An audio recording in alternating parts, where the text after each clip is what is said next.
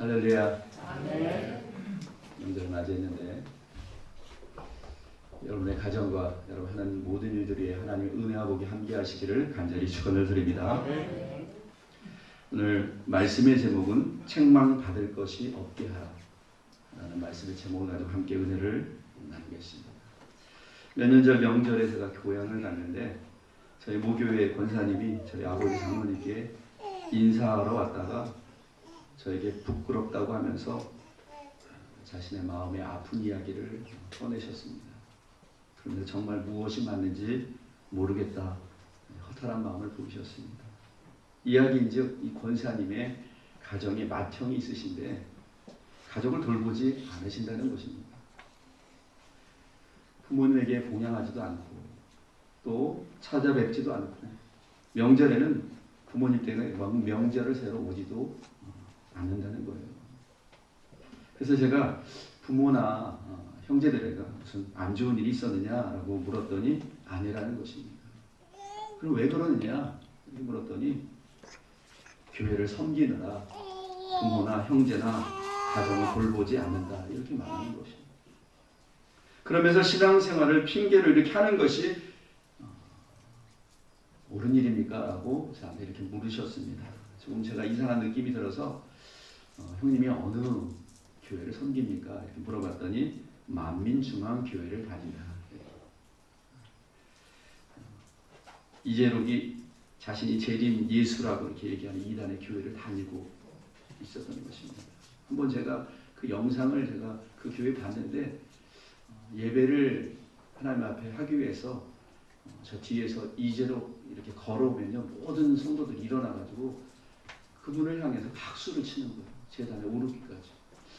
야, 대단한 교주와 같다는 그런 생각을 하게 되는데 그 교회를 다니고 있다고 그렇게 얘기를 하더라고요.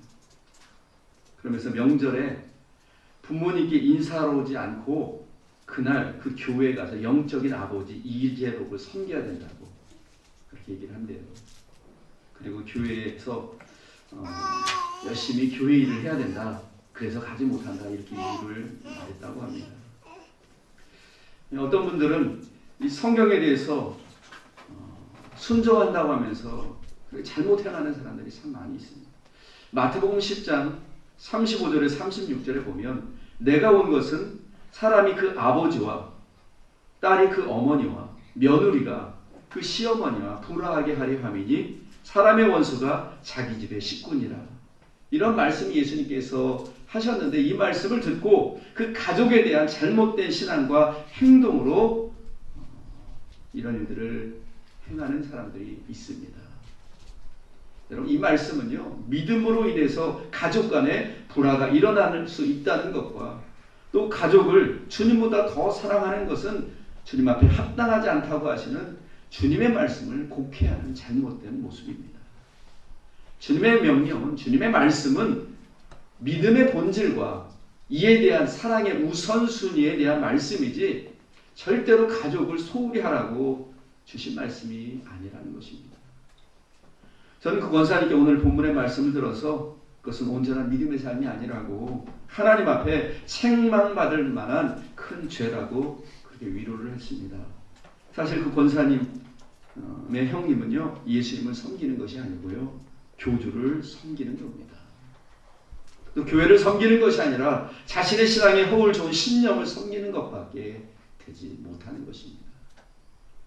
오늘 본문에 사도 바울은 디모데, 영적인 아들 디모데에게 권면하며 말합니다. 이 말씀은 우리 모두에게 주시는 하나님의 말씀인 줄 여러분 믿으시기 바랍니다. 누구든지 자기 친족 특히 자기 가족을 돌보지 아니하면 믿음을 배반하는 자요 불신자보다 더 악한 자이다. 이렇게 말씀하고 있습니다.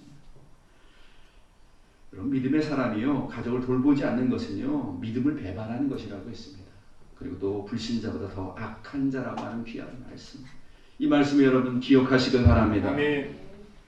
오히려 말씀은요 적극적으로 가족을 돌보고 섬기고 서로 사랑하라고 우리에게 말씀해 주고 계십니다. 우리 개신교회가 명절 때마다 말하기 좋아하는 사람들의 이야기거리나 비판의 대상이 되는 일들이 많이 있습니다. 제사 때문에 이런 일들이 많이 일어납니다. 그러나 죽은 조상에게 차례를 지낸다고 음식을 차려놓고 절하는 것이 어찌 그것만이 조상을 공경하고 그것만이 조상을 섬기는 것입니까? 절하는 것보다 중요한 것은 어떠한 마음으로 효를 행하고 어떠한 마음으로 형제와 우애하는가, 이것에 있지 않습니까? 그런데도 세상은요, 눈에 보여지는 그 제사를 통해서 그 마음까지도 불효를 행한다라고, 또 배은망덕한 집단이라고 그렇게 취급하고 있다는 것입니다. 저는 오늘 명절인데 고향에 가지 못했습니다.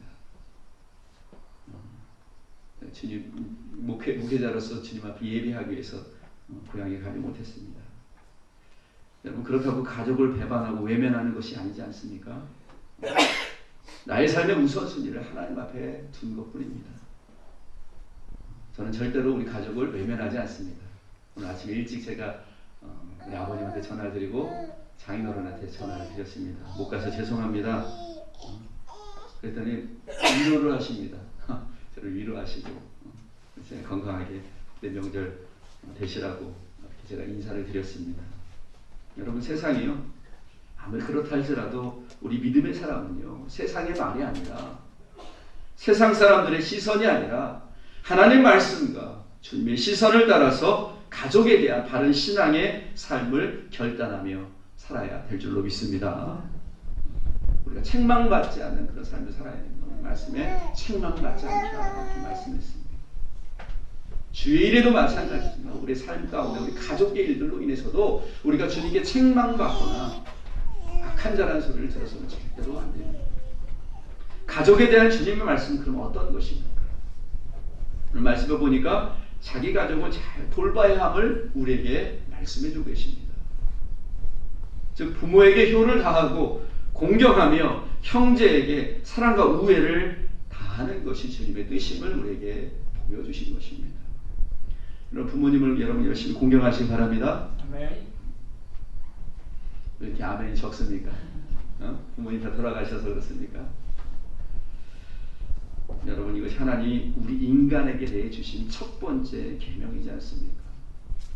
잠언 23장 25절에 보면 내 부모를 즐겁게 하며 너 낳은 어미를 기쁘게 하라 이렇게 말씀하고 있습니다. 사도 바울 또한 에베소서 6장 1절에 3절의 말씀에 자녀들아 주 안에서 너희 부모를 순종하라 이것이 옳으니라. 내 아버지와 어머니를 공경하라 이것이 약속이 있는 첫 계명이니 이로써 네가 잘되고 땅에서 장수하리라 이렇게 말씀하고 있지 않습니까? 또한 형제를 사랑하시고 우애하시기 바랍니다. 아멘. 점점 아멘이 작아지십니다. 예수님께서도요, 마태복음 5장 22절에서 23절 이렇게 말씀합니다. 형제에게 노하는 자마다 심판을 받게 되고 형제에 대해 나가라 하는 자마다 공회에 잡혀가게 되고 미련한 놈이라 하는 자는 지옥불에 들어가게 되리라 이렇게 말씀하셨어요. 여러분, 하나님의 말씀에 대한 두려운 마음을 가지시기 바랍니다. 아멘. 형제에 우애하고 사랑하지 않는 것을 가볍게 여기서는 안 됩니다. 또 뭐라고 말씀하셨냐면 예물을 제단에 드리려다가 거기서 형제에게 원망 들을 만한 일이 생각나거든 먼저 화목하고 그 후에 예물을 드리라 이렇게까지 우리 주님이 말씀하셨습니다. 성경 어디에도 부모에 대해서 외면하라는 말씀이 없습니다. 형제에 대해서 돌아보지 말라는 말씀이 없습니다. 부모를 공경하고 형제를 사랑하고 우애하고 가족을 돌보라고 그렇게 말씀하고 있습니다. 여러분, 이것이 바로 하나님의 뜻이기 때문에 그렇습니다. 그런데 교회를 핑계로 신앙생활을 핑계로 부모를 소홀히 하고 형제를 외면하면 그것은 하나님 앞에 책망받을 일이고 큰 죄라는 것을 여러분 우리는 깨달아야 합니다. 예수님께서도요, 십자가상에서 그 육신의 어머니 마리아를 끝까지 섬기고 있음을 우리에게 보여주고 계십니다. 요한복음 19장 26절의 말씀에 보면 예수께서 자기 어머니와 사랑하는 제자가 곁에 서 있는 것을 보시고 자기 어머니께 말씀하실 때 여자여 보소서 아들이니라 하시고 또 그 제자에게 이르시되 보라 네 어머니라 하신데 그때부터 그 제자가 자기 집에 모시니라 이렇게 말씀하고 있습니다. 예수님도 죽음의 그 순간에도 자신의 죽음을 안타까워하시는 그 어머니 마리아를 자신의 사랑하는 제자에게 부탁하고 있습니다. 자신의 죽음 앞에서, 자식의 죽음 앞에서 오열하는 어머니 마리아를 요한에게 그 복양을 부탁하고 있습니다. 이것이 주님께서 보여주신 부모의 마음입니다. 육신의 부모의 마음입니다. 이것이 바로 부모를 공경하고 사랑하는 그러한 모습이지 않습니까? 그리고 섬기기를 쉬지 않는 우리 주님의 모습을 우리에게 보여주고 계십니다. 우리 사회는 경쟁사회라고 하면서 마라톤을 하기 위해서는 여러분 스스로가 열심히 뛰는 것이 가장 중요합니다 라고 그렇게 말을 했다고 합니다. 홍영표 장관은 정부는 그들의 정착을 위해 최대한 지원하겠지만 그 지원은 어디까지나 기존 남한 사회의 이 사람들과 같은 선에 출발할 수 있도록 준비시켜준 그런 차원일 뿐이다 라고 얘기를 했습니다. 한마디로 경쟁사회 스스로 열심히 노력해서 잘 살 수 있도록 하라고 하는 것을 강조하면서 말하는 것입니다. 지금 우리 사회가 무한경제 사회라고 그렇게 말하고 있는 것입니다. 스스로 힘으로 이 경쟁을 이겨나야 된다 이렇게 얘기하는 것입니다. 당연한 말 같지만 왠지 씁쓸한 마음을 지울 길이 없었습니다. 여러분 이 세상이 그렇습니다. 그래서 더더욱 가정과 정말 가족과 같은 교회를 필요로 하고 있습니다. 주 안에서 서로 사랑하며 섬기기를 쉬지 않고 어려운 믿음의 형제들 돌보 존 하워드 페인이라고 하는 사람이 있습니다. 이 사람은 1852년에 알제리에서 사망을 했습니다. 근데 1883년 31년 만에 미국 자기 고향으로 그 시신이 군함에 실려가지고 뉴욕에 돌아오던 날 한국에는요 한국의 미국의 대통령, 국무위원 또 상원의원 그리고 많은 국민들이 나와가지고 모자를 벗고 그 사람을 운구해오는 그 시신 앞에 조의를 표했다고 합니다. 야, 이 사람이 과연 어떤 사람이길래 어떤 업적을 남겼길래 이렇게 모든 국민이 그에게 추앙하고 이렇게 조의를 표할까? 이 사람이 즐거운 나의 집이라는 노래를 작사한 사람입니다. 우리 이 노래 잘 알죠? 즐거운 곳에서는 날 오라 하여도 내 쉴 곳은 작은 집 내 집뿐이리. 내 나라 내 기쁨 길이 쉴 곳도 꽃 피고 세우는 집 내 집뿐이리. 이 노래는 전 세계에서 가장 사랑받는 노래 중에 하나입니다.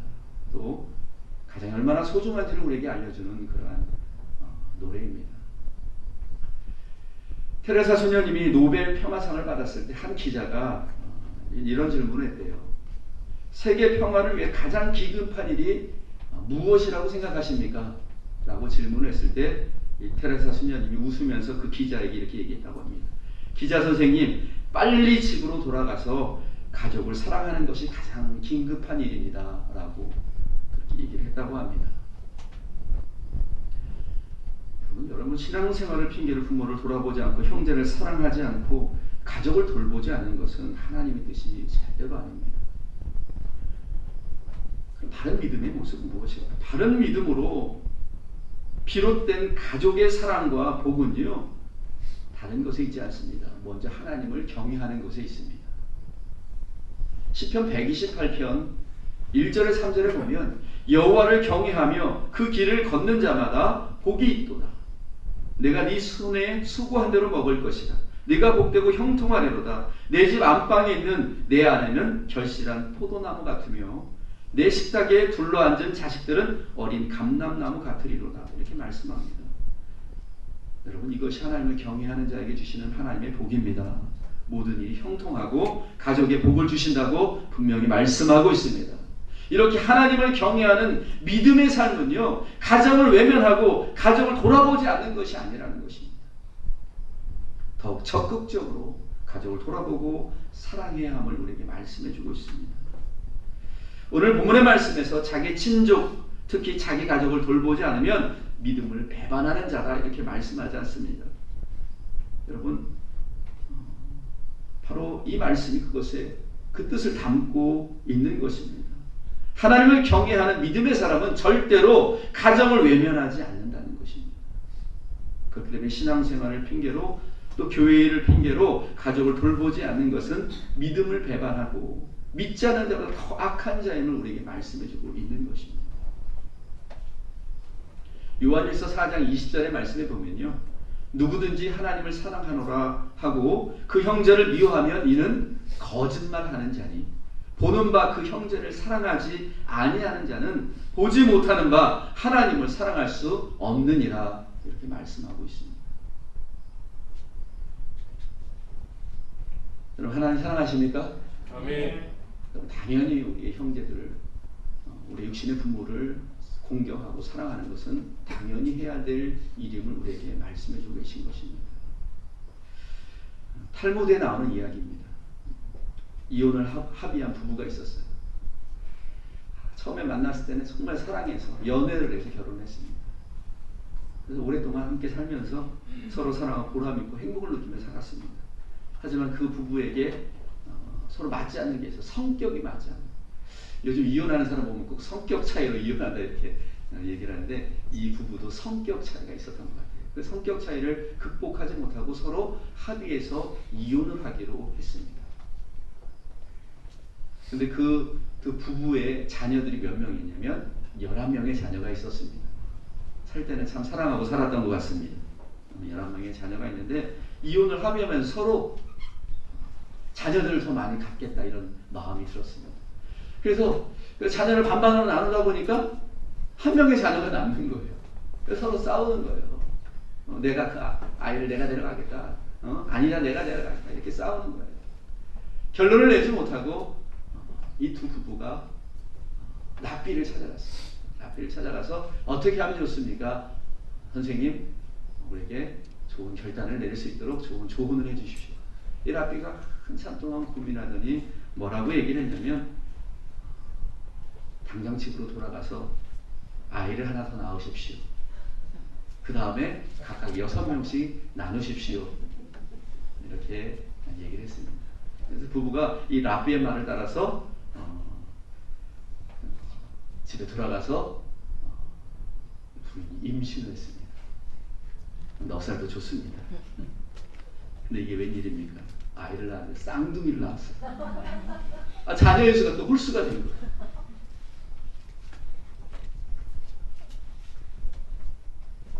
이 부부는 생각을 했습니다. 이 새 생명을 둘이나 주신 하나님 너무나 감사합니다. 우리가 끝까지 사는 것이 하나님의 뜻이군요. 그리고 이혼하지 않고 함께 행복하게 살았다고 합니다. 여러분, 무엇보다 하나님의 뜻을 잘 분별하는 여러분 되시길 바랍니다. 자신의 욕심을 따라서, 이기심을 따라서 말씀을 이용해서는 안 됩니다. 주신 말씀을 통해서 주님의 마음을 알고 그 뜻에 순종해야 합니다. 그래야 주님이 주신 은혜를 여러분 누리게 될 줄로 믿습니다. 여러분, 오늘 우리는 믿음과 경건을 실천하노라 그렇게 말하면서 밖으로 뛰쳐나오기 전에 먼저 가정과 친족들을 돌아보고 외로운 어른들과 가족들에 대한 사랑을 실천해야 합니다. 이것이 하나님의 뜻입니다. 여러분, 무엇보다 주님을 사랑하기 때문에 우리의 가정과 또한 우리의 귀하게 여기는 우리의 부모와 우리의 형제들, 자녀들 주 안에서 사랑하는 그런 복된 가정들이 다 되시기를 간절히 축원을 드립니다. 이 가족에 대한 또 하나의 말씀의 의미가 있습니다. 그것은 믿음의 가정들에 대한 말씀입니다. 즉 신앙의 공동체는 한 가족이라는 것을 우리에게 말씀해주고 있습니다. 그래서 사도 바울은 믿음의 아들 디모데에게 오늘 본문 1절에서 2절에 이렇게 권면합니다. 늙은이를 꾸짖지 말고 권하되 아버지에게 하듯하며 젊은이에게는 형제에게 하듯하고 늙은 여자에게는 어머니에게 하듯하며 젊은 여자에게는 온전히 깨끗함으로 자매에게 하듯하라. 이렇게 권면하면서 말씀하고 있습니다. 즉 이 말씀은요, 모든 성도들을 대할 때 가족처럼 대하라는 것입니다. 이러한 권면은 교회가 하나님을 한 아버지로 섬기는 대단히 가족 공동체라는 점을 적극적으로 우리에게 말씀해 주시는 그 말씀의 모습입니다. 우리는 주 안에 한 가족된 줄 여러분 우리 분명히 믿습니다. 아멘. 우리 형제 자매처럼 사랑하며 살아가지 않습니까?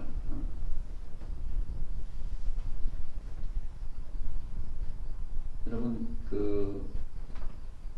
가까이 있는 사람이 우리 더 친하지 않습니까? 우리 진짜 친족보다 가까이 있는 사람이 더 친하지 않습니까? 그래서 이웃 사촌이라고까지 이렇게 얘기를 하지 않습니까? 근데 우리는 매일 아침마다 나와서 함께 기도하고 때 되면 오셔가지고 하나님의 말씀을 듣고 또 섬기고 또 같이 밥을 먹는 그런 한 식구와 같은 그런 삶을 살아가지 않습니까?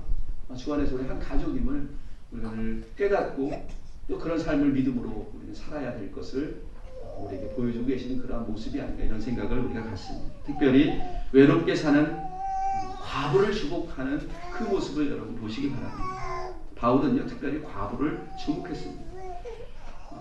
이것은요 외롭게 돌봐줄 리가 없는 과부, 특별히 소외당하는 사람들을 잘 돌보라고 우리에게 말씀하는 것입니다. 즉 교회는 한 가족과 같이 소외당하고 외롭고 고통당하는 사람이 없도록 하라고 우리에게 말씀해 주고 있는 것입니다. 요즘 많은 사람들이 교회에 대해서 가족과 같은 따뜻한 곳이기를 원하고 있습니다. 왜 그렇습니까? 이 세상이 너무나 경쟁 사회이기 때문에 서로 돌아볼 여력이 없는 거예요. 나 먹고 살기도 바빠 죽겠는데 네 어떻게 사는지 내가 알게 뭐냐. 여러분 이거 세상이지 않습니까? 옆에 사는 사람이 누군지도 모르고 살아가는 그런 세상 가운데 우리가 살아가고 있습니다. 자기 몸 하나 감당하기도 어려운 곳이 지금 우리의 사회가 되었습니다. 지난주 한 대중매체에서 이런 제목의 글이 올라왔습니다. 한국 사회는 탈북자에게 충고, 남한은 경쟁사회라는 제목의 글이었습니다. 홍영표 통일부 장관 지난 19일에 북한 이탈 주민 정착 지원 사무소인 하나원에 머물고 있는 탈북자에게 경쟁사회에 적응하기 위해서 노력하라고 충고의 말을 하는 겁니다. 홍 장관이 지난 19일에 경기도의 안산에 있는 하나원 방문의 날 기념식에 참석하면서 우리 사회는 경쟁사회라고 하면서 마라톤을 하기 위해서는 여러분 스스로가 열심히 뛰는 것이 가장 중요합니다 라고 그렇게 말을 했다고 합니다. 홍영표 장관은 정부는 그들의 정착을 위해 최대한 지원하겠지만 그 지원은 어디까지나 기존 남한 사회의 이 사람들과 같은 선에 출발할 수 있도록 준비시켜준 그런 차원일 뿐이다 라고 얘기를 했습니다. 한마디로 경쟁사회 스스로 열심히 노력해서 잘 살 수 있도록 하라고 하는 것을 강조하면서 말하는 것입니다. 지금 우리 사회가 무한경제 사회라고 그렇게 말하고 있는 것입니다. 스스로 힘으로 이 경쟁을 이겨나야 된다 이렇게 얘기하는 것입니다. 당연한 말 같지만 왠지 씁쓸한 마음을 지울 길이 없었습니다. 여러분 이 세상이 그렇습니다.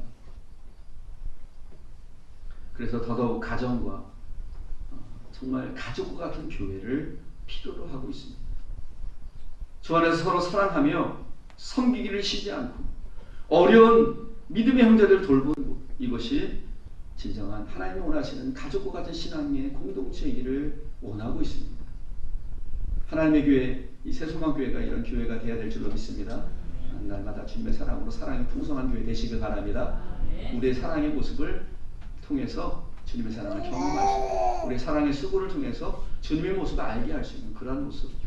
그래서 많은 사람들이 이곳에 그 사랑이 그리워서 이 사랑을 너무나 갈급해서 찾아오는 그런 곳이 되도록 우리 사랑으로 섬기는 그런 가족과 같은 신앙의 공동체를 날마다 이루어가시길 바랍니다. 아멘. 마태복음 12장 49절에서 50절에 보면 손을 내밀어 제자들을 가리켜 이르실 때 나의 어머니와 나의 동생들을 보라. 누구든지 하늘에 계신 내 아버지의 뜻대로 하는 자가 형제요 자매요 어머니라 하시더라. 예수님이 이렇게 말씀하셨습니다. 하나님 아버지라 부르는 우리는 영적인 가족임을 분명히 말씀하고 있습니다. 여러분 그렇다면 우리의 신앙의 공동체 교회 안에서 성도를 돌보는 것 또한 믿음의 삶을 살아가면서 어렵게 살아가는 우리의 성도들을 돌보는 것 그 실천하는 것은 당연한 것임을 우리에게 말씀해 주고 있는 것입니다. 로마서 12장 10절에도 보면 형제를 사랑하며 서로 우애하고 존경하기를 서로 먼저 하라. 서로 먼저 하시기 바랍니다. 베드로전서 1장 22절에도 말씀해 보면 너희가 진리를 순종함으로 너의 영혼을 깨끗하게 하여 거짓이 없이 형제 사랑에 이르렀으니 마음으로 뜨겁게 서로 사랑하라. 이렇게 말씀하고 있습니다. 어떻게 사랑하라고요? 마음으로 뜨겁게 사랑하시기 바랍니다. 그럼 주 안에서 믿음의 형제들 뜨겁게 사랑하시기 바랍니다. 또 먼저 사랑하시기 바랍니다. 이제 앞으로 교회는 가족과 같은 신앙의 공동체를 이루어가야 합니다. 우리 당면한 문제입니다. 사도행전 2장 46절을 보면 날마다 마음을 같이하여 성전에 모이기를 힘쓰고 집에서 떡을 떼며 기쁨과 순전한 마음으로 음식을 먹고 하나님을 찬미하여 온 백성에게 친송을 받았다. 이렇게 말씀하고 있습니다. 초대교회는 가정교회로서 사랑을 실천하며 믿음을 지키고 하나님을 찬양하는 삶을 살았던 것처럼 우리 교회 또한 이러한 처음 마음, 이 처음 사랑을 우리가 회복해야 될 줄로 믿습니다.